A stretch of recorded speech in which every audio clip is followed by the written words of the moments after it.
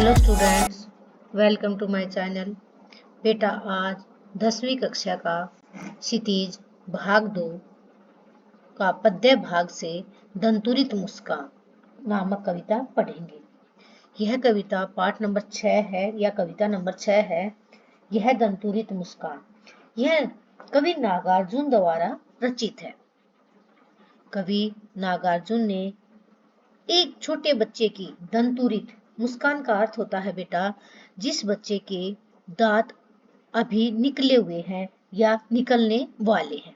मतलब बच्चे के कब दांत निकलते हैं, 8-9 महीने का बच्चा होता है उसके दांत निकलने शुरू हो जाते हैं।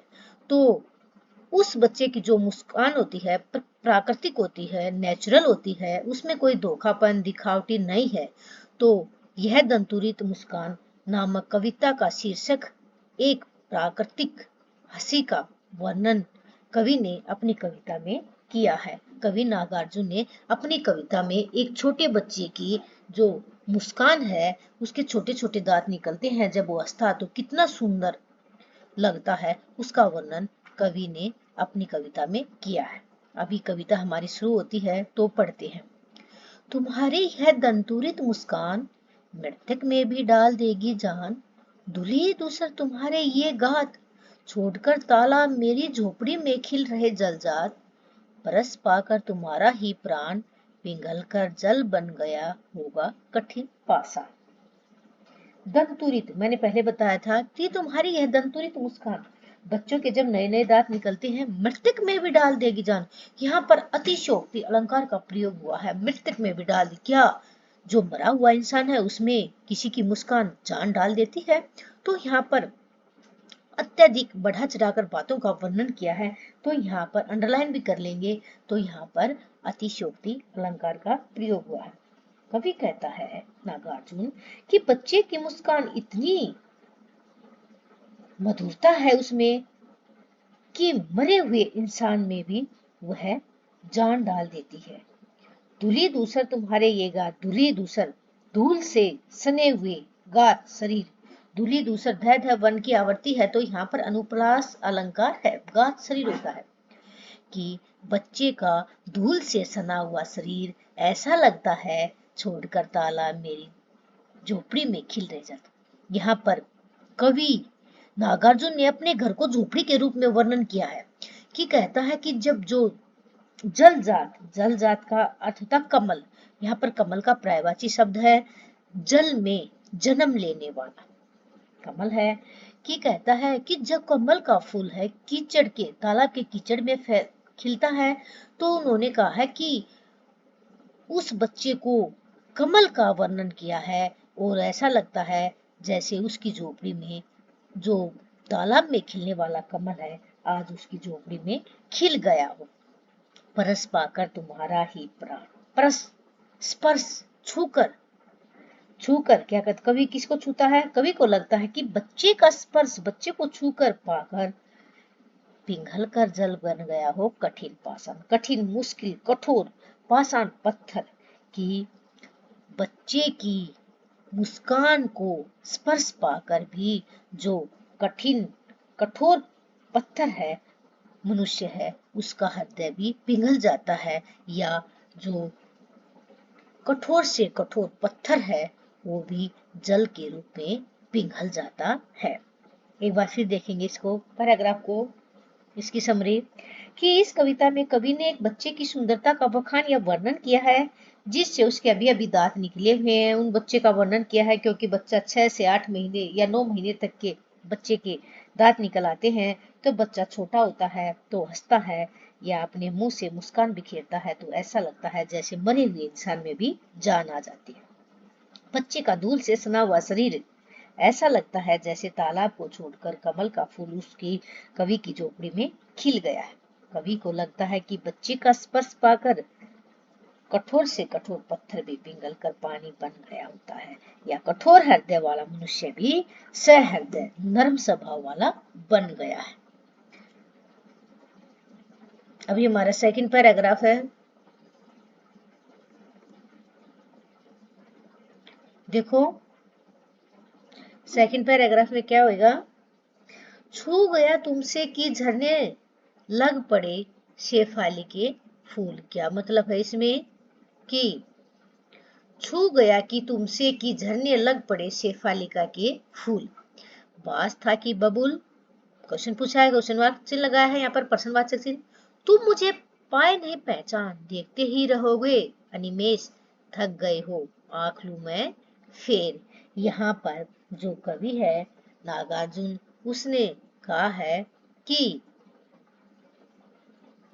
जो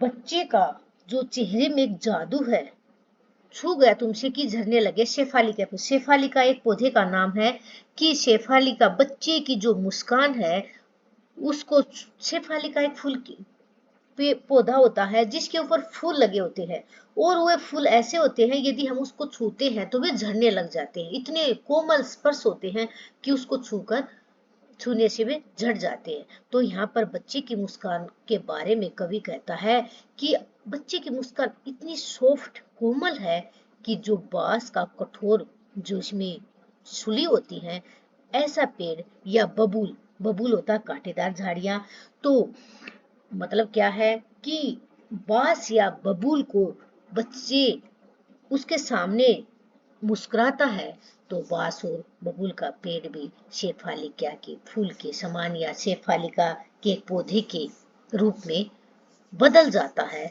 मतलब ऐसा बदल जाता हो, बहुत ही कोमल नरम हो जाता है जिसको छूने से फूल भी झड़ने लग जाते।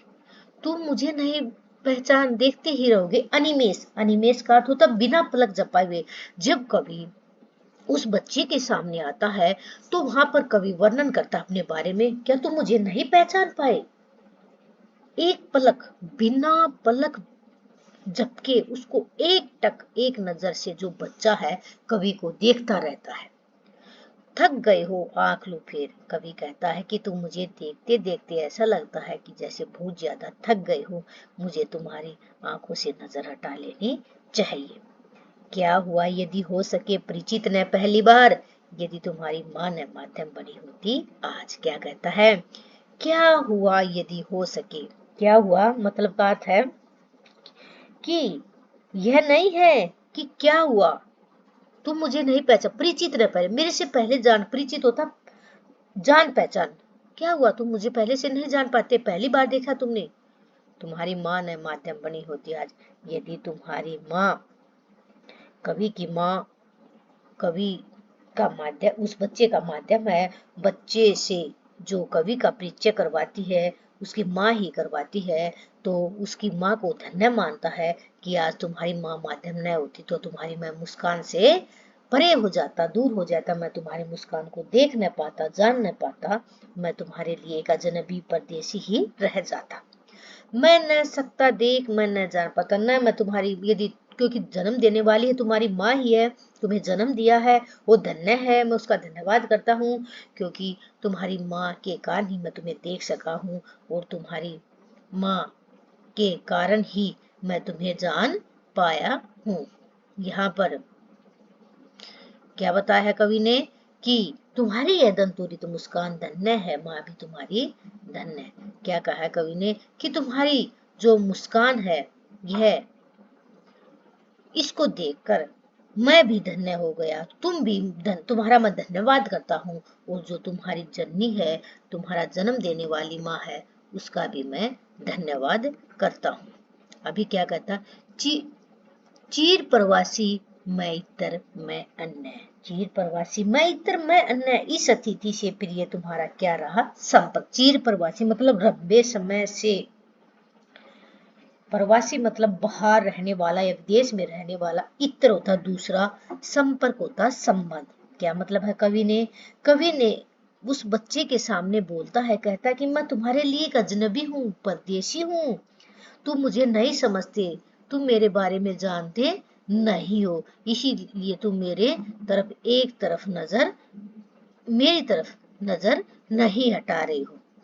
यहाँ पर चीर प्रवासी मैं इतर मन, मैं तो कि दूसरे देश में या बाहर रहने वाला हूँ, मैं तुम्हारे पास नहीं रहता, मैं जो है चीर प्रवासी मैं इतर, मैं कोई दूसरा हूँ तुम्हारे लिए, तुम मेरा संबंध नहीं जानते कि तुम्हारा और मेरा क्या संबंध है।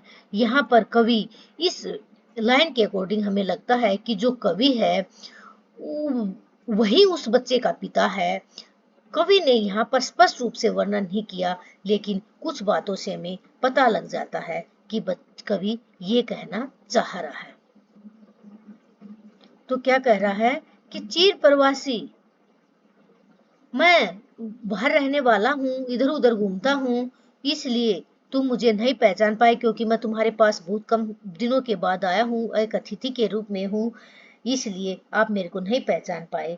और मैं उस बच्चे का अपना कोई संपर्क नहीं रहा। मैं तुम्हारे इस अतिथि से तुम्हारा क्या रहा संपर्क, मैं तो एक अतिथि के रूप में हूँ, क्योंकि अतिथि कभी कभी आते हैं।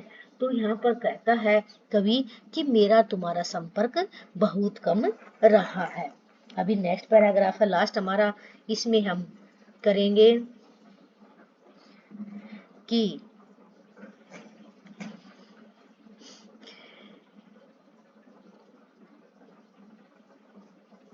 इस अतिथि से प्रिय तुम्हारा क्या रहा संपर्क, कि मैं अतिथि हूँ तुम्हारे लिए, तुम्हारा मेरा बहुत कम समय के लिए संपर्क रहा, संबंध रहा है। उंगलियां माँ की कराती रही, मधुपर्क, मधुपर्क मोस्ट इम्पोर्टेंट वर्ड है। मधु शहद होता है, कि तुम्हारी माँ की उंगलियों से ही तुम्हें शहद मिला है, तुम्हारी माँ अपनी उंगलियों से तुम्हें शहद खिलाती है। मधु होता है शहद, पर्क कि उससे बना हुआ चीजें।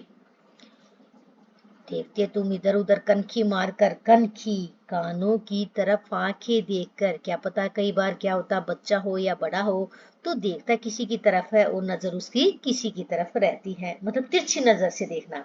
वह बच्चा कनखियों से तिरछी नजर से कवि की ओर देखता है। और होती जबकि आंखें चार, होती क्या मतलब चार, कि जब दोनों की आंखें एक दूसरे से मिल जाती है तो बच्चा मुस्कुरा जाता है। और होती जबकि आंखें चार मुहावरे का प्रयोग हुआ है, दो आंखें बच्चे की हैं, दो आंखें कवि की हैं। यहाँ पर कवि कहता है कि तुम कनखियां तिरछी नजर से मेरी को से नजर हटाते हो, लेकिन जब तुम्हारी नजर मेरी नजरों से मिल जाती है तब तुम्हारी मुस्कान मुझे लगती बड़ी छविमान, छविमान सुंदर।